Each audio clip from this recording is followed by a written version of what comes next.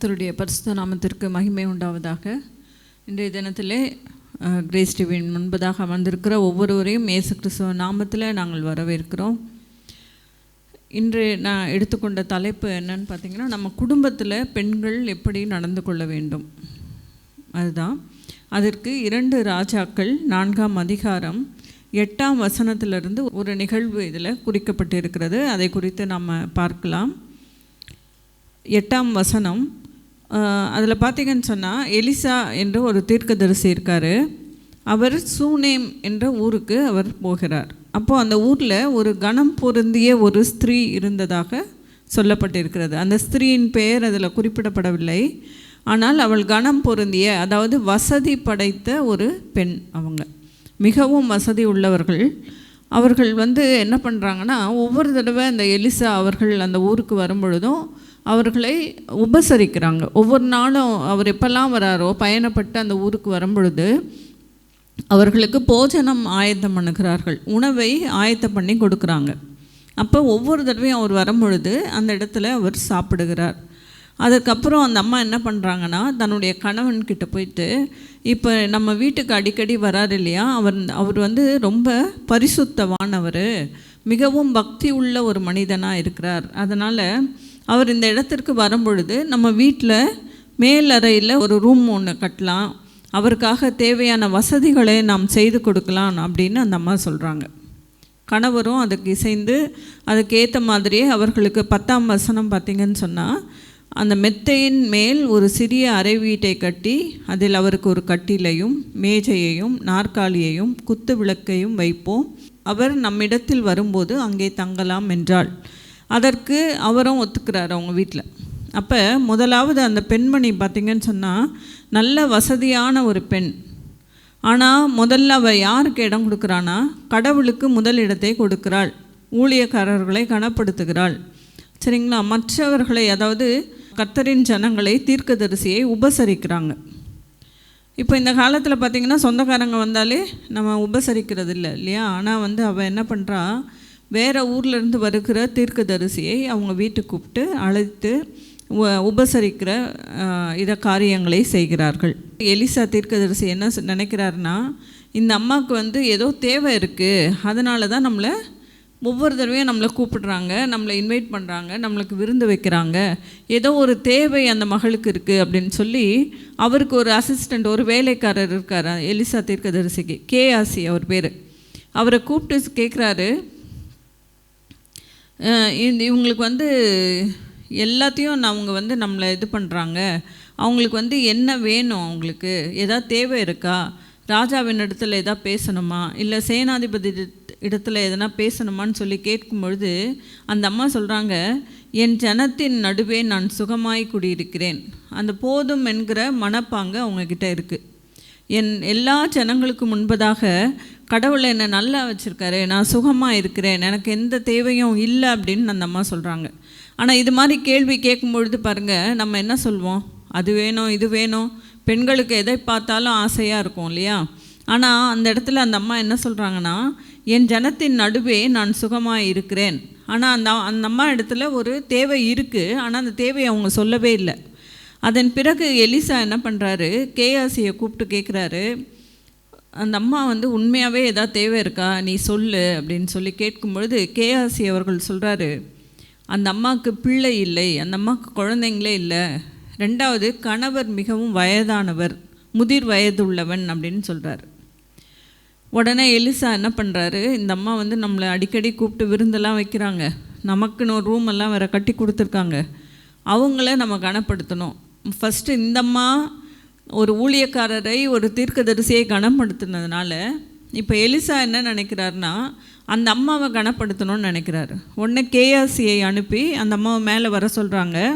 அந்த அம்மா வந்த உடனே அவர் சொல்கிறாரு, உனக்கு அடுத்த வருஷம் இந்த நாளுக்குள்ளே ஒரு குழந்தை இருக்கும் அப்படின்னு சொல்கிறாரு. அந்த அம்மா சொல்லுது, ஏங்க இப்படி சொல்கிறீங்க, என் கணவருக்கும் வயசாகிடுச்சு. அதில் பார்த்தீங்கன்னு சொன்னால் 16ஆம் வசனம் என்ன சொல்லுது, தேவனுடைய மனுஷனாகிய என் ஆண்டவனே, உமது அடியாளுக்கு அபத்தம் சொல்ல வேண்டாம் அப்படின்னு சொல்கிறாங்க அந்த அம்மா. அந்த அம்மா எதையும் எதிர்பார்க்கலன்றது தான் அர்த்தம். இதில் கடவுள்கிட்ட இருந்து எதையும் எதிர்பார்த்து போகலை. நம்ம அநேகர் அப்படி தான் போயிட்டுருக்குறோம். ஒவ்வொரு தடவை நம்ம சர்ச்சுக்கு போகும்போதும் ஏதோ ஒரு வேண்டுதலோடு தான் போகிறோம். எப்போ போனாலும் எனக்கு இது தேவை ஏசப்பா, எனக்கு காசு வேணும், எனக்கு வீடு வேணும், என் பிள்ளைங்க நல்லா படிக்கணும், இல்லை ஆசீர்வாதத்தை கொடுங்க, ஏதாச்சும் கேட்குறோம். ஆனால் இந்த அம்மா என்ன சொல்லுதுன்னா அது எதுவுமே கேட்கல. அதை எதிர்பார்த்து இந்த அம்மா அங்கே போகலை. அப்போ முதலாவது அந்த அம்மா தீர்க்கதரிசிகளை, அதாவது கடவுளின் ஊழியக்காரர்களை கனப்படுத்துகிறாங்க. தேவை, அதாவது எனக்கு போதும் அப்படிங்கிற அந்த மனப்பாங்கு அவங்களிடத்துல இருக்கிறத நம்ம பார்க்கலாம். சரிங்களா? அடுத்து இதுக்கப்புறம் பார்த்திங்கன்னு சொன்னால் அந்த அம்மாவுக்கு ஒரு குழந்தையும் பிறக்குது. அந்த குழந்தை பெருசாகிறான். பெருசான பிறகு ஒரு நாள் என்ன ஆகுதுன்னா, அந்த பையன் அவங்க அப்பாவோட வயலுக்கு போயிருக்கான். போன இடத்துல அந்த பையனுக்கு ரொம்ப தலைவலி இருக்குது. தன்னோட அப்பா கிட்ட அவர் முறையிடுறார், எனக்கு தலைவலிக்குது அப்படின்னு அவன் சொல்கிறான். உடனே அப்பா என்ன சொல்கிறாருன்னா, இவளை உடனே என்ன பண்ணுங்க, வீட்டுக்கு கூட்டிகிட்டு போயிருங்க, அவங்க அம்மா கிட்ட கொண்டு போய் விட்டுருங்க அப்படின்னு சொல்கிறாங்க. அவங்க அம்மா கிட்ட கூட்டிகிட்டு போகிறாங்க. கூட்டிகிட்டு போகும்பொழுது அவள் அந்த மடியில் அந்த குழந்தைய வச்சுக்கிட்டே இருக்கிறா. கொஞ்ச நேரம் கழித்து அந்த மகன் மரித்து போகிறான். மரித்து போனோடனே அவன் இறந்துட்டான். இறந்த உடனே இந்த அம்மா என்ன பண்ணுதுன்னா, எல்லாருக்கிட்டையும் போய், இப்போ நம்ம வீட்டில் அது மாதிரி ஒரு விஷயம் நடந்தால் என்ன சொல்லுவோம், கத்தி அழுவோம், இல்லை பக்கத்து வீட்டில் போய் சொல்லுவோம், அக்கம் பக்கத்து வீட்டில் சொல்லுவோம். ஆனால் இந்த அம்மா அந்த பிரச்சனைகள் வந்த உடனே எதுவுமே சொல்ல, நேராக அந்த குழந்தைய கொண்டு போய் மேல் வீட்டு அறையில் படுக்க வச்சுட்டாங்க. படுக்க வச்சுட்டு என்ன பண்ணுறாங்கன்னா, தன்னுடைய கணவனுக்கு ஒரு ஆள் அனுப்புகிறாங்க. ஆள் அனுப்பி, எனக்கு உடனே எனக்கு ஒரு மனுஷனை துணைக்கு அனுப்புங்க, அதுவும் இல்லாமல் நான் போகிறதுக்கு ஒரு கழுதையும் வேணும், நான் போய் அந்த தீர்க்கதரிசி அந்த கடவுளுடைய மனுஷனை நான் பார்க்கணும் அப்படின்னு சொல்கிறாங்க. வேறு எதுவுமே சொல்ல, நம்ம பையன் இறந்துட்டான்னு சொல்லலை, இல்லை ஒரு பிரச்சனை இப்படி இருக்குது, எதுவுமே சொல்ல. கணவர் திருப்பி கேட்குறாரு, ஏம்மா இது ஞாயிற்றுக்கிழமை ஓய்வு நாளும் கிடையாது, இல்லை அமாவாசை அது மாதிரி வரோம் இல்லையா, பௌர்ணமி அமாவாசை அது மாதிரியும் கிடையாது, நீ எதுக்கு இப்போ போகிறேன்னு அவர் கேட்குறாரு. ஆனாலும் அந்த அம்மா பிரச்சனையே சொல்லவே இல்லை. ஒன்றுமே சொல்லாமல், இல்லை எனக்கு வேணும், நான் போய் தான் ஆகணும் அப்படின்னு சொன்ன உடனே அவரும் மனைவியின் பேச்சை கேட்டு உடனே ஒரு கழுதையும் ஒரு ஆளையும் கூட அனுப்புகிறார் அவர்.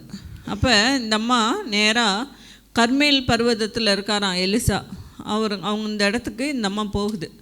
இப்போ இதிலிருந்து என்ன தெரியுது அப்படின்னு சொன்னால், நமக்கு ஒரு பிரச்சனை வரும்பொழுது முதல்ல யாரை நோக்கி பார்க்குறாங்கன்னா, அவங்க பார்த்திங்கன்னா அந்த சூனேமியாள்னு தான் இருக்கும்.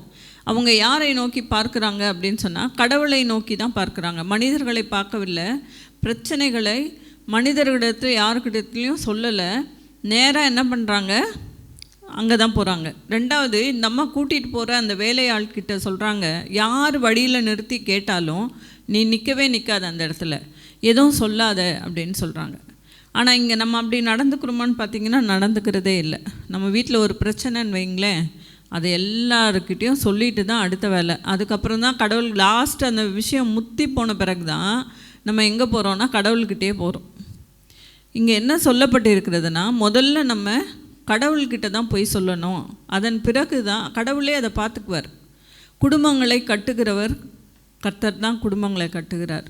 வீட்டில் ஒரு பிரச்சனைன்னு வைங்களேன், உடனே என்ன பண்ணுறோம், கணவன் மனைவியை சந்தேகப்படுறது, மனைவி கணவனை சந்தேகப்படுறது, இல்லை பிள்ளைகள் ஏதாவது பிரச்சனை, எல்லாத்தையும் நம்ம வீட்டில் அதை அப்படியே வச்சுக்கிட்டே இருக்கிறதில்ல, எல்லாருக்கிட்டையும் சொல்கிறோம், நம்ம சொந்தக்காரங்கிட்ட சொல்கிறோம், எல்லாருக்கிட்டையும் போய் அதை நம்மளே ஊதி அந்த பிரச்சனையை பெருசாக்குகிறோம். ஒரு குடும்ப ஃபேமிலி கோர்ட்டுன்னு சொல்லுவாங்க இல்லையா, 2 கணவன் மனைவிக்குள்ளே ஒரு பிரச்சனை வருது, டைவர்ஸ்க்கு போகிறாங்க. டைவர்ஸ்க்கு போகும்பொழுது அங்கே அந்த அம்மா கேட்குறாங்க, எதனால் நீங்கள் இன்னொரு திருமணம் பண்ணிக்கிட்டீங்கன்னு அந்த கணவனை பார்த்து கேட்கும்போது அவர் சொல்கிறாரு, நானும் அந்த பெண்ணும் எந்த ஒரு தப்பும் இல்லை, சாதாரணமாக தான் பேசிகிட்டு இருந்தோம், சாதாரண ஒரு ஃப்ரெண்ட்ஷிப் தான், ஆனால் இதை பெருசு பண்ணது என் மனைவி தான். இதை பேசி பேசி பேசி பண்ணதுனால அவங்க வீட்டுக்கு தவறாக தெரியுது, அவங்களுடைய கணவர் அவங்கள ஒதுக்கி வைக்கிறாரு. ஏன்னா இந்த அம்மா எல்லாருக்கிட்டையும் சொல்லிடுச்சு, ஊர் ஃபுல்லாக சொல்லிட்டாங்க. இப்போ அதை நாங்கள் உண்மையாக்குறோன்னு சொல்கிறார் அவர். என்னால் அந்த பெண்ணோட வாழ்க்கையும் போயிடுச்சு, அப்போ நான் அந்த பெண்ணுக்கு நான் வாழ்க்கை கொடுத்தாகணும்னு. ஆக கடவுளுடைய பிள்ளைகளாகிய நாம் என்ன பண்ணணும், இதை பெருசாக்காமல், ஏன்னா அது என்ன விஷயம்னே தெரியாது, கடவுள்கிட்ட நம்ம சொல்லிட்டோம்னாலே அது தானாக அவர் மாற்றுவார். அது என் கணவர் மேலே எனக்கு இப்படி ஒரு பிரச்சனை இருக்குது, மற்றவர்களுக்காக நம்ம ஜெபிக்கிறோம், ஆனால் நம்ம குடும்பத்தில் இருக்கிறவங்களுக்காக நம்ம ஜெபிக்கிறோமான்னு கேட்டிங்கன்னா ஜெபிக்கிறதே இல்லை. ஜெபம் பண்ணுறோம், ஆனால் இது மாதிரி பிரச்சனைகள் வரும்போது அதை நம்ம எப்படி ஹேண்டில் பண்ணோங்கிறது நமக்கு தெரியணும். இப்போ கூட பாருங்கள், ஒரு பையன் இறந்து போயிட்டான். ஆனால் இவங்க என்ன சொல்கிறாங்கன்னா, இது நானாக கொடுக்கல, கடவுள் கொடுத்தது. அந்த குழந்தைய இந்த அம்மா போய் எனக்கு குழந்தை கொடுங்கன்னு கேட்கல, கடவுளாக பார்த்து எலிசா தீர்க்கதரிசியே பார்த்து உனக்கு நீ பிள்ளை பெறுவாயின்னு சொல்கிறாரு. இப்போ அந்த பிள்ளைக்கு ஒரு பிரச்சனைன்னும் போது எங்கே போனோம்? கடவுள்கிட்ட தான் போகணும். அதை அந்த பெண் அறிந்து வைத்திருக்கிறாள். நம்முடைய குடும்பங்கள்லேயும் குடும்பங்களை கட்டுகிறவர், நம்மளை இணைக்கிறவர் கடவுள், கர்த்தர் தான் நம்மளை இணைக்கிறார். அப்படி இருக்கும் பொழுது நமக்குள்ளே ஒரு பிரச்சனை வரும்பொழுது நம்ம யார்கிட்ட போனோன்னா கடவுள்கிட்ட தான் போகணும். நீங்கள் தானே எனக்கு இந்த வாழ்க்கையை கொடுத்தீங்க, இதை நீங்கள் சரி பண்ணி கொடுங்கன்னு சொல்லும் பொழுது கர்த்தர் நமக்கு உதவி செய்கிறவராக இருக்கிறார். அதன் பிறகு இந்த அம்மா என்ன பண்ணுறாங்க, சுனேமியாள் போகிறாங்க. அப்போ எதிர்கொண்டு அந்த கேஆசி ஓடுறார், அந்த தீர்க்கதரிசியின் அந்த இவர் இருக்கார் இல்லையா, வேலைக்காரர். அவர் ஓடி போய் கேட்குறாரு, நீங்கள் நல்லா இருக்கிறீங்களான்னு கேட்குறாரு. நீ சுகமாக இருக்கிறாயா, உன் புருஷன் சுகமாக இருக்கிறானா? 26ஆம் வசனத்தில் சொல்லியிருக்கிறது. அந்த பிள்ளை சுகமாக இருக்கிறதா அப்படின்னு கேட்குறாரு. தனித்தனியாக கேட்குறாரு. நீ நல்லா இருக்கியா, உன் புருஷன் நல்லா இருக்காரா, உன் குழந்தை நல்லா இருக்கா அப்படின்னு கேட்கும் பொழுது அவள் என்ன சொல்கிறாருக்கு தெரியுங்களா? அதற்கு அவள் சுகந்தான் என்று சொல்லி நான் நல்லா இருக்கிறோம் எல்லாரும்னு சொல்கிறான். எவ்வளோ ஒரு நம்பிக்கை பாருங்கள். வீட்டில் குழந்தை செத்து போய் கிடக்குது, யாருக்கும் தெரியாமல் அதை மாடியில் போய் படுக்க வச்சுட்டு வந்திருக்கிறா. ஆனாலும் அந்த நம்பிக்கை நாங்கள்லாம் நல்லா தான் இருக்கோம்னு சொல்கிறான். நேராக அவள் என்ன பண்ணுறா, அடுத்த வசனம், பர்வதத்தில் இருக்கிற தேவனுடைய மனுஷனிடத்தில் அவன் காலை பிடித்து கொண்டாள். நேராக ஓடி போய் அந்த தீர்க்கதரிசியின் காலை அவள் பிடிச்சிக்கிறான். இப்போ நீ தானே இந்த குழந்தைய கொடுக்குற சொல்லி வரம் கொடுத்த, இன்றைக்கி என் குழந்தை செத்து கிடக்கிறானே அப்படின்னு சொல்லி எதையுமே பேசல, அவள் காலை பிடிச்சிக்கிறா. அப்போ அந்த கேஆசி போய் தடுக்கிறார், இதெல்லாம் செய்யக்கூடாது. எப்பொழுதுமே அப்படி தானே, ஒரு பெரிய ஆட்கள் அவங்க கூட உள்ளே விடுவாங்க, அந்த கூட இருக்கிறவர் தான் உள்ளே விட மாட்டார். அது மாதிரி அவர் என்ன பண்ணுறாரு, அவங்கள சொல்கிறாரு, காலெல்லாம் போய் பிடிக்காத அப்படின்ட்டு. அப்போ தீர்க்கதரிசி சொல்கிறாரு, அவளை தடுக்காதே, அவள் ஆத்துமா துக்கமாக இருக்கிறது, கர்த்தர் இதை எனக்கு அறிவிக்காமல் போயிட்டாரு அப்படின்னு சொல்லிட்டு. அப்போ தான் அவள் சொல்கிறா, நான் என் ஆண்டவனிடத்தில் ஒரு குமாரனை வேண்டும் என்று கேட்டதுண்டா? நான் கேட்கவே இல்லையே, என்னை குழந்தை கூட நான் கேட்டேனா? நீங்களே தானே கொடுத்தீங்க, இப்போ அவன் செத்து கிடக்கிறானே அப்படின்னு சொல்லி அவருக்கு கேட்குறாங்க. அப்போ எலிசா தீர்க்கதரிசி என்ன பண்ணுறாரு, அந்த வேலைக்காரன்கிட்ட ஒரு தடியை கொடுத்து அனுப்புகிறார். நீ இதை போயிட்டு என்ன பண்ணு, இந்த தடியை அந்த பிள்ளையின் முகத்தின் மேல் வை, அவன் உயிரோடு எந்திரிப்பான்னு சொல்லிட்டு. ஆனால் அந்த அம்மாவுக்கு அதை ஒத்துக்கவே இல்லை. அந்த அம்மா சொல்லுது, நீங்கள் தான் வரணும், நீங்கள் தான் வரணும். மோசே தன் ஜனங்களை கூட்டிகிட்டு போகும்போது கர்த்தர் சொல்கிறாரு, நான் ஒரு தேவதூதனை அனுப்புகிறேன்னு. அப்போ மோசே சொல்லுவார், இல்லை இல்லை நீங்கள் தான் வரணுன்ட்டு. அதே போல் தான் இந்த அம்மா சொல்லுது, எனக்கு மற்றவர்கள்லாம் வேணாம், நீங்கள் தான் வரணும் அப்படின்னு சொல்லி. உடனே அவர் எலிசா தீர்க்கதரிசியும் அவங்க வீட்டுக்கு போகிறார். இந்த இடத்துல அந்த அம்மா என்ன பண்ணுறாங்கன்னா, அவரோட காலை கட்டி கொள்ளுகிறார்கள் என்று இருக்கிறது. பார்த்திங்கன்னு சொன்னால் எத்தனாவது, 27ஆம் வசனம், பர்வதத்தில் இருக்கிற தேவனுடைய மனுஷனிடத்தில் அவன் காலை பிடித்து கொண்டாள். அதாவது கிரேக்க வார்த்தையில் பிரெஸ்குனாயோ அப்படின்னு ஒரு வார்த்தை இருக்குது. அந்த வார்த்தை என்ன சொல்லுதுன்னா, ஆராதிப்பது, கர்த்தரை ஆராதிப்பது. எப்படி ஆராதிப்பது அப்படின்னா, சாஷ்டாங்கமாய் விழுந்து உம்முடைய பாதத்தை முத்தமிடுகிறேன்னு சொல்கிறது தான் அது அர்த்தமாக. அப்போது நம்ம வர்ஷிப் பண்ணுறது, ஆராதிப்பதுன்னு சும்மா நம்ம நின்றுட்டு பண்ணுறோம்ல, அப்படி இல்லை. கர்த்தரை சாஷ்டாங்கமாய் விழுந்து உம்முடைய பாதத்தை முத்தமிடுகிறேன்னு சொல்கிறது தான் வர்ஷிப்பு. இப்போ அந்த அம்மாவுக்கு தேவை, அந்த குழந்தை உயிரோடு வரணுங்கிறது தேவை இருக்குது. அந்த நேரம் கடவுளை போய் தேடுறாங்க. அந்த தீர்க்கதரிசியின் காலில் விழுறாங்க. திரும்ப இப்போது இவர் போகிறாரு, 2 பேரையும், அந்த தாயையும் அந்த வேலைக்காரர் கேஆசியும் வெளியே நிற்க வச்சுட்டு இவர் மட்டும் அந்த ரூமுக்குள்ளே போயிட்டு கதவை அடைச்சிக்கிறாரு. அதன் பிறகு பார்த்திங்கன்னு சொன்னால் அந்த குழந்தையின் மேலே அவர் படுத்து அந்த இவரோட வாயை அந்த குழந்தையின் வாயின் மேலே வைக்கிறாரு. அவருடைய கண்களை அந்த குழந்தையின் கண் மேலே வைக்கிறார். 2 கையையும் அந்த குழந்தையின் கையில் வைக்கிறார். அது கொஞ்சம் நேரம் கழித்து அந்த சூடு ஏறி அந்த குழந்தை 7 முறை தும்மியதுன்னு வருது. அதுக்கப்புறம் அந்த குழந்தை பிழைச்சிக்குது. பிழைச்ச பிறகு இந்த அம்மா என்ன பண்ணுறாங்கன்னா, திரும்பவுமாய் போய் எனக்கு என் குழந்தைய உயிரோடு கொடுத்ததுனால 37ஆம் வசனம், அப்பொழுது அவள் உள்ளே போய் அவன் பாதத்திலே விழுந்து தரை மட்டும் பணிந்து தன் குமாரனை எடுத்துக்கொண்டு வெளியே போனாள். திரும்ப அவள் என்ன பண்ணுறான், நன்றி சொல்லும் பொழுது அவருடைய பாதத்தில் விழுந்து தரை மட்டும் பணிந்து தன் குமாரனை எடுத்துக்கொண்டு வெளியே போனாள்னு இருக்குது. அப்போ நம்ம நன்மையை பெற்றுக்கொள்ளுகிற வரைக்கும் மட்டும் இல்லை, நம்ம அந்த தேவை பூர்த்தியான பிறகு கர்த்தருக்கு நாம் நன்றி சொல்லணும். எப்படி சொல்லணும்? பாதத்தில் விழுந்து முத்தமிடுறாங்க பார்த்திங்களா, அந்த அளவுக்கு நம்முடைய ஆராதனை, நம்மளுடைய நன்றி கடனை நம்ம செலுத்தணும் அப்படின்னு சொல்லியிருக்கு. நிறைய பேர் பார்த்திங்கன்னு சொன்னால், நன்மையை பெற்றுக்கொண்டவர்கள் திரும்ப நன்றி சொல்லுவதே இல்லை. அந்த நன்மையை பெற்றுக்கொண்ட உடனே எல்லாம் நமக்கு மறந்துடுது, நம்ம பழசெல்லாம் நம்ம மறந்து போய்விடுக்கிறோம். சின்ன ஒரு கதையை சொல்லி நான் முடிக்கிறேன். ஒரு வசதி இல்லாத ஒருத்தர் இருந்தாராம். அவரிடத்துல ஒரு பணக்காரர் வராரு. அவர் வரும்பொழுது அவர் கேட்குறாராம், ஏன் நீ இப்படி இருக்க, எதனால் பிச்சை எடுக்கிற அப்படின்னு சொல்லும்பொழுது, இல்லை எனக்கு வசதி இல்லை, அதனால தான் எனக்கு சாப்பாட்டுக்கே வழி இல்லை அப்படின்னு சொல்கிறாராம். அப்போ இவர் சொன்னாராம், என்கிட்ட நிறைய பணம் இருக்குது, நிறைய காசு இருக்குது, நான் ஒன்று செய்கிறேன், உனக்கு பிச்சையெல்லாம் போடல, உனக்கு நான் கொஞ்சம் இடத்த ஒரு 5 ஏக்கர் இடத்த உங்ககிட்ட கொடுக்குறேன், நீ அதில் என்ன வேணால் பண்ணலாம், நீ விதைச்சிக்கலாம், நெல் போடலாம், வேர்க்கடலை போடலாம், என்ன வேணால் போடு, அதில் வர லாபத்தில் அதில் நீ எனக்கு பங்கு கொடுக்கணும் அப்படின்னு சொன்ன உடனே, அப்போ உடனே அந்த ஆள் கேட்டாராம், எவ்வளோ கொடுக்கணும், பாதி பாதி கொடுக்கவா அப்படின்னு கேட்டாராம். அப்போ அவர் சொன்னாராம், இல்லை எனக்கு வெறும் 10% கொடுத்தீங்கன்னா போதும், அந்த 10% கூட எனக்கு தேவையில்லை, ஏன்னா அந்தளவுக்கு எனக்கு வசதி இருக்குது, ஆனால் அந்த 10% நீ எனக்கு கொடுக்கல அப்படின்னா உனக்கு அந்த ஒரு பொறுப்பு இருக்காது, அலட்சியமாக இருப்பீங்க, அதனால் எவ்வளோ சம்பாதிக்கிறியோ அதில் 10% எனக்கு கொடு அப்படின்னு சொன்னாராம். இந்த ஏழை ஆள் போயிட்டு அந்த இடத்த போய் நல்லா பயிரிடுறாரு, நிறைய லாபம் வருது.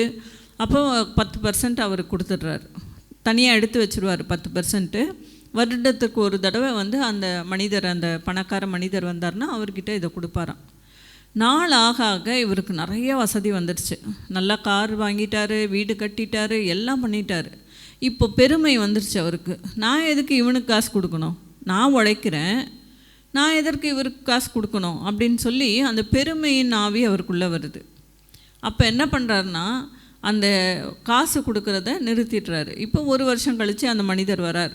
அவர் வரும்போது அவர் கேட்குறாரு, எங்கப்பா என்னோடய பங்கு 10% எனக்கு கொடுக்கணும்ல, கொடுங்க அப்படின்னு சொன்னால், இவர் சொன்னாராம், இதில் உனக்கும் சம்மந்தமே கிடையாது, இது நான் வேலை செய்கிறேன், நான் பயிரிடுறேன், நான் அதை வியாபாரம் பண்ணுறேன், நான் தான் ஃபுல்லாக அந்த மார்க்கெட்டிங் போயிட்டு நான் உழைக்கிறேன், அதுக்காக நான் எதுக்கு உனக்கு கொடுக்கணும்.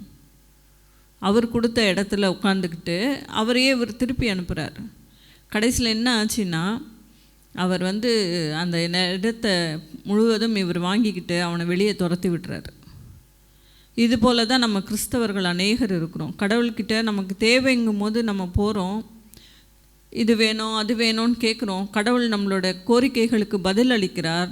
அதை எல்லாம் பெற்றுக்கொண்ட பிறகு நம்ம அவரை உதாசீனப்படுத்துகிறவர்களாக இருக்கிறோம். இந்த பெண்ணை போல் நம்ம அந்த சுனாமியாலை போல் பார்த்திங்கன்னு சொன்னால், முதல்ல கர்த்தரை நம்ம நம்பணும், அவரை நல்லா உபசரிக்கணும்னு இங்கே இருக்குது. உபசரிக்கிறதுங்கிறது அவரை ஆராதிக்கிறது, நம்ம வீட்டில் கூப்பிடுறது, இதுதான். அதன் பிறகு பார்த்திங்கன்னு சொன்னால், நமக்கு ஒரு பிரச்சனைன்னு வரும்போது அந்த பிரச்சனையை முதல்ல கடவுள்கிட்ட தான் சொல்லணும், மற்றவர்களிடத்துல நாங்கள் சொல்லவே சொல்லாதீங்க. ஏன்னா ஊர் 2 பட்டா கூத்தாடி கொண்டாட்டம்னு சொல்லுவாங்க. எப்படா இது சண்டை நடக்கும்னு நினைச்சி நிறைய பேர் இருப்பாங்க. ஏன்னா இவங்க பாரு எவ்வளோ நல்லா இருக்காங்க, ஞாயிற்றுக்கிழமை ஆனால் நல்லா சர்ச்சுக்கு போகிறாங்க, நல்லா வராங்க, இவங்க வீட்டிலலாம் பிரச்சனை வராதான்னு சொல்லி அநேகர் பார்த்து கொண்டு இருக்கிற உலகம் இது. அப்படி இருக்குது. பிசாசானவனும் யோசிப்பான், இவங்க வீட்டில் ஏதாவது ஒரு பிரச்சனையை போடணுமே, ஏதாவது ஒரு சின்னதாக ஒன்று ஆரம்பித்து விடலாமா அப்படின்னு யோசிப்பான். அப்படி யோசிக்கும் பொழுது பார்த்திங்கன்னா, நாம் கடவுளோட பிள்ளைகள் இந்த பிரச்சனைகளை பெரிது பண்ணாமல் கடவுள்கிட்ட தான் நம்ம முறையிடணும் முதல்ல. அதன் பிறகு தான் அது கடவுளே அது தீர்த்து வச்சுருவார். நீங்கள் மற்றவங்கக்கிட்ட சொல்லணுங்கிற அவசியமே கிடையாது. கணவன் மனைவிக்குள்ளே சண்டை வருதா, பிரச்சனை வருதா, நீங்கள் 2 பேரும் உட்காந்து பேசினாலே இந்த பிரச்சனைகள்லாம் முடிந்து போகும். மற்றவர்களுக்கிட்ட சொன்னீங்கன்னா உங்ககிட்ட ஒன்று சொல்லுவாங்க, கணவர்கிட்ட ஒன்று சொல்லுவாங்க, மாற்றி மாற்றி சொல்லி அந்த பிரச்சனைகள் பெருசாகிடும். அதனால் பிரச்சனைகளே உங்களுக்குள்ளேயே அதை முடிக்கிறதுக்கு நம்ம பார்க்கணும். முதல்ல கடவுள்கிட்ட போனோம், அதன் பிறகு அவர் ஞானத்தை கொடுப்பார் நமக்கு. அந்த பிரச்சனைகளை எப்படி அதிலிருந்து வெளிவருதுன்னு சொல்லி கடவுள் ஞானத்தை கொடுக்குறவராக இருக்கிறார். அதன் பிறகு பார்த்திங்கன்னா நன்மையை பெற்றுக்கொண்ட பின்பு நம்ம அப்படியே இருக்கக்கூடாது, அவருக்கு நன்றி சொல்லுகிறவர்களாக இருக்க வேண்டும். நீங்கள் எப்படி இருக்கிறீங்கிறத நீங்கள் யோசிக்கணும். உங்கள் குடும்பங்களை நம்ம வழி நடத்தணும் அப்படின்னு சொன்னால் பெண்கள் ரொம்ப நம்ம எந்த நேரமும் ரொம்ப இதாக இருக்கணும். அதாவது வேதத்தின்படி நம்ம நடக்கணும், அவரை எந்த நேரத்திலும் ஸ்தோத்தரிக்கணும். பிரச்சனைகள் வரும்போது கூட பார்த்திங்கன்னா கடவுளை தேடணும். முதல்ல எல்லாவற்றிலும் ஸ்தோத்திரத்தோடு செய்யுங்க அப்படின்னு சொல்லி இருக்கிறது. அதனால் அதுக்கேற்ற மாதிரி நம்ம நடக்க வேண்டியதாக இருக்கிறது. பார்த்திங்கன்னு சொன்னால் ஒரு கணவன் மனைவி இருந்தாங்களாம், 2 பேரும் அமெரிக்காவில் இருக்காங்க. மகன் என்ன பண்ணாராம், அம்மாவுக்கு ஃபோன் பண்ணாராம் காலையில் ஆஃபீஸ்க்கு போகும்போது. அம்மா நாங்கள் இப்போ தான் ஆஃபீஸ்க்கு போயிட்டுருக்கேன், நேற்று ஃபோன் பண்ணோன்னு நினச்ச முடியல, அதனால் இன்றைக்கி பண்ணுறேன் நான் அப்படின்னு சொன்னாராம். அப்புறம் அம்மா கேட்டாங்களாம், சாப்பிட்டியாப்பா அப்படின்னு கேட்டாங்களாம். அவர் சொன்னாராம், இல்லைம்மா நான் சாப்பிடலை, டிஃபன் பாக்ஸில் போட்டு எடுத்துகிட்டு போயிட்டுருக்குறேன் அப்படின்னு. அவள் என்ன பண்ணுறான்னு கேட்டாங்களாம் அம்மா. அப்போ அவள் சொன்னாராம், அவள் தூங்கிட்டுருக்குறா, நான் மட்டும் ஆஃபீஸுக்கு கிளம்பி வந்துட்டேன் அப்படின்னு. இவர் கட் பண்ணிட்டார் ஃபோனை ஆஃபீஸுக்கு போகிற அவசரத்தில். இந்த அம்மா கோவம்னா கோவம், இவளை கொண்டு போய் அமெரிக்காவில் உட்கார வச்சுக்கிட்டு இவளுக்கு சம்பாதிச்சு இவன் கொடுக்குறான், இவள் தூங்கிட்டு அவனை சரியாக கவனிக்கலையேன்னு சொல்லி அந்த அம்மா கோவம். அந்த அம்மா என்ன பண்ணாங்களாம், உடனே சம்பந்திக்கு ஃபோன் பண்ணாங்களாம். என்ன பிள்ளைய வளர்த்து வச்சுக்கிற, என் பையன் இவ்வளோ கஷ்டப்படுறான், உங்கள் பொண்ணு இப்படி படுத்து தூங்கிட்டு இருக்கிறாளேன்னு சொல்லி அந்த அம்மா சம்பந்திக்கிட்ட சண்டை. சம்பந்தி உடனே மகக்கிட்ட ஃபோன் பண்ணி ஒரே உங்கள் மாமியார் என்ன இப்படி திட்டுறாங்க, நீ என்ன பண்ணன்னு. ஐயோ நாங்கள் நல்லா தானே இருக்கோம் அப்படின்னு. அங்கே ஆக்சுவலாக நடந்தது என்னென்னா, முதல் நாள் அவங்க ஒரு பார்ட்டிக்கு போயிருக்காங்க. அந்த பார்ட்டியில் லேட் நைட்டில் பண்ணுவாங்க இல்லையா, அதனால ரொம்ப லேட் ஆகிருக்கு. அங்கெல்லாம் மீதியான பொருட்களை டிஃபன் பாக்ஸில் போட்டு எல்லாருக்கும் கொடுத்துருவாங்களாம் வந்தவங்களுக்கெல்லாம். அதனால் எல்லாமே இருக்குது, சாப்பாடெல்லாம் இருக்குது, நீ எந்திரிக்காத தூங்குமான்னு இவர் சொல்லிட்டு போயிருக்கிறார். பிரச்சனை அவங்களுக்குள்ளே இல்லவே இல்லை. இந்த பிரச்சனையை பெருசு பண்ணது யாருன்னா அந்த மாமியார். இப்படி தான் நம்ம குடும்பங்களில் நடந்து கொண்டு இருக்கிறது. கணவன் மனைவிக்குள்ளேயும் பிரச்சனை, மகன் மாமியார் மருமகளுக்குள்ளேயும் பிரச்சனை. இது மாதிரி பிரச்சனைகளை நம்ம தவிர்த்துட்டு கடவுளை நம்ம நாடி போகும்பொழுது நம்முடைய குடும்பங்கள் கட்டப்படும். நம்ம குடும்பங்கள் அப்படி தான் செழிப்பாக இருக்கும், ஆசீர்வாதமாக இருக்கும். நம்ம ஜெபிக்கலாமா? அன்பின் பரலோக பிதாவே, இந்த நல்ல வேலைக்காக ஸ்தோத்திரிக்கிறோம் ராஜா. அப்பா, கடந்த நாட்கள் முழுவதும் சுவாமி எங்களை காத்துக்கொண்ட தயவிற்காக உமக்கு நன்றி செலுத்துகிறோம். அப்பா, குடும்பங்களை கட்டுகிற தேவன் சுவாமி. அப்பா, எந்த ஒரு குடும்பங்களிலும் கர்த்தாவே பிரிவினைகள் பிரச்சனைகள் வராதபடிக்கு ராஜா நீங்கள் காத்துக்கொள்ளுங்க சுவாமி. சமாதானத்தின் ஆவிகளை கொடுங்க ராஜா. குடும்பங்கள் பிரிந்து ராஜா, குழந்தைகள் கர்த்தாவே எங்கே போவது என்று தெரியாமல் கர்த்தாவே அலைந்து கொண்டிருக்கிறதை நீர் அறிவிட்டு சுவாமி. அப்பா, இதை பார்த்து கொண்டிருக்கிற மக்கள் யாராவது வீட்டில் கர்த்தாவே இது மாதிரி பிரச்சனைகள் இருந்ததானால் கர்த்தாவே நீங்கள் பேசுங்க சுவாமி. நீங்கள் பேசி கர்த்தாவே அப்பா ஒற்றுமையின் ஆவியை நீங்கள் கொடுக்க வேண்டுமா ஜெபிக்கிறோம் ராஜா. அப்பா, இன்னும் கர்த்தாவே அநேக குழந்தைகளுக்காக வருகிறோம் சுவாமி. பரீட்சை எழுதி முடித்த குழந்தைகளுக்கு கர்த்தாவே ரிசல்ட்டுக்காக வெயிட் பண்ணி கொண்டு இருக்கிறாங்க கர்த்தாவே. ஒவ்வொரு பிள்ளைகளையும் நீங்கள் ஆசீர்வதிங்க அப்பா. +1 +2 எழுதி முடித்திருக்கிற பிள்ளைகளுக்காக வருகிறோம் சுவாமி. அப்பா, நல்ல ரிசல்ட்டை கொடுங்க ராஜா. கர்த்தாவே +2 முடித்து கர்த்தாவே காலேஜுக்காக வெயிட் பண்ணி கொண்டு இருக்கிற பிள்ளைகளுக்காக வருகிறோம் சுவாமி. அப்பா, நல்ல கோர்ஸ் எடுத்து அப்பா அவங்க படிக்க நீங்கள் உதவி செய்யுங்க கர்த்தாவே. காலேஜில் கூட கர்த்தாவே பிள்ளைகள் போகும் பொழுது கர்த்தாவே அப்பா வாலிப பிரயாயத்தில் கர்த்தாவே எதை பார்த்தும் கர்த்தாவே அவங்க மனதில் கர்த்தாவே ஆசைகளை வரவைத்து கொள்ளாதபடிக்கு ராஜா, கண்ணின் இச்சைகள்லேருந்து பிள்ளைகளை நீங்கள் காத்துக்கொள்ள வேண்டுமா ஜெபிக்கிறோம் ராஜா. எங்கு பார்த்தாலும் கர்த்தாவே போதையினாலும் கர்த்தாவே குடியினாலும் சீரழிந்து கொண்டிருக்கிறத நீ அறிவிட்டு சுவாமி. அப்பா, அந்த குழந்தைகளை கூட கர்த்தாவே வாலிப பிரயாயத்தில் ராஜா நீங்கள் காத்துக்கொள்ளுங்க ராஜா. ஏசப்பா, முதியோர்களுக்காக வருகிறோம் சுவாமி. அப்பா, எல்லாரும் கர்த்தாவே அநேக முதியவர்கள் கர்த்தாவே வீட்டில் பார்த்து கொள்ளாதபடிக்கு ராஜா வெளியில் கர்த்தாவே தெரிந்து கொண்டிருக்கிறத நீங்கள் அறிவீர்கள் சுவாமி. நிறைய பேர் கர்த்தாவே அனாதை ஆசிரமங்கள்லேயும் கர்த்தாவே இருக்கிறதையும் நீர் அறிவீர் சுவாமி. அப்பா, அவர்களுக்கு கூட கர்த்தாவே ஆறுதலையும் தேறுதலையும் நீங்கள் அழிங்க ராஜா. ஏசப்பா, வெயில்னாலே கர்த்தாவே எந்த ஒரு பாதிப்பும் வராதபடிக்கு நீங்கள் காத்துக்கொள்ளுங்க. வியாதியஸ்தர்களுக்காக வருகிறோம் சுவாமி. அப்பா, ஒவ்வொருவருக்கும் கர்த்தாவே பலத்தினால நீங்கள் இடைக்கட்டுங்க ராஜா. அப்பா, மருத்துவமனைகளை கர்த்தாவே காத்து கொண்டிருக்கிற ஒவ்வொரு பிள்ளைகளுக்காகவும் வருகிறோம் ராஜா. அப்பா கர்த்தாவே, அவங்களுக்கு ஏற்ற ட்ரீட்மெண்ட் கிடைக்கவும் ராஜா, சுகத்தையும் நீங்கள் கட்டளையிட வேண்டுமாய் ஜெபிக்கிறோம் ராஜா. இந்த கிரேஸ் டிவிக்காக வருகிறோம் சுவாமி. அப்பா, எங்களுடைய ஊழியங்களில் தாங்குகிற ஒவ்வொரு மக்களையும் நீங்கள் ஆசீர்வதிங்க சுவாமி. அப்பா, எல்லாரையும் நீங்கள் பலப்படுத்துங்க. அந்த குடும்பங்களை ஆசீர்வதிங்க ராஜா. அப்பா, எங்கள் கிரேஸ் டிவியில் பணிபுரிகிற ஒவ்வொரு மக்களையும் பிள்ளைகளையும் கூட நீங்கள் ஆசீர்வதிங்க சுவாமி. எங்களுடைய இதில் டிவியில் நடக்கிற ஒவ்வொரு ஊழியங்களையும் நீங்கள் ஆசீர்வதிங்க அப்பா. ஒவ்வொரு ஊழியக்காரர்கள் எங்களோட இணைந்து செயல்படுகிற ஒவ்வொரு ஊழியக்காரர்களையும் கூட நீங்கள் ஆசீர்வதிக்க வேண்டுமாய் ஜெபிக்கிறோம் சுவாமி. இன்னும் அதிகமாய் கர்த்தாவே நாங்கள் ஊழியத்தில் வளர நீங்கள் உதவி செய்யுங்க சுவாமி. அப்பா கர்த்தாவே, இன்னும் அநேக ஊழியங்கள் வளரணும் ராஜா, அதற்கும் நீங்கள் உதவி செய்ய வேண்டுமாய் ஜெபிக்கிறோம். மீதியான எல்லாவற்றையும் உடைய பாதத்தில் வைக்கிறோம் சுவாமி. நீங்களே காத்துக்கொள்ளுங்க, பலப்படுத்துங்க. இயேசுவின் நாமத்தில் ஜெபிக்கிறோம் நல்ல பிதாவே, ஆமென்.